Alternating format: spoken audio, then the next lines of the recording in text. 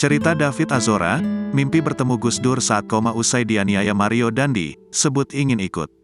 David Ozora, korban penganiayaan oleh Mario Dandi anak tersangka kasus korupsi Rafael Alun Trisambodo, kini tampil di depan publik.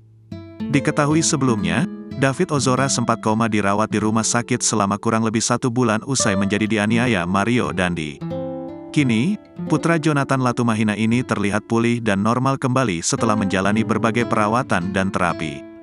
Ternyata ada cerita menarik saat David Ozora mengalami koma selama 1 bulan itu.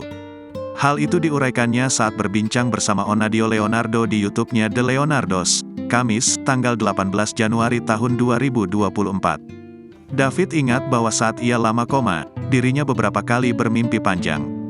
Salah satunya, David bermimpi bertemu dengan mantan Presiden Republik Indonesia, yaitu Kiai Haji Abdurrahman Wahid alias Gus Dur.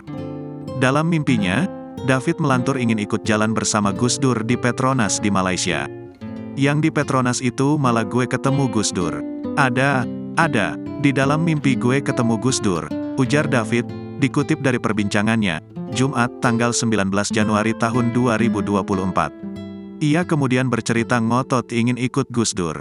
Namun langkahnya terhenti karena Gus Dur menawarkan untuk mengantarkan David kembali. Dari sanalah, David Ozora sadarkan diri dari koma panjangnya. Bak pertanda diantarkan untuk kembali sadar.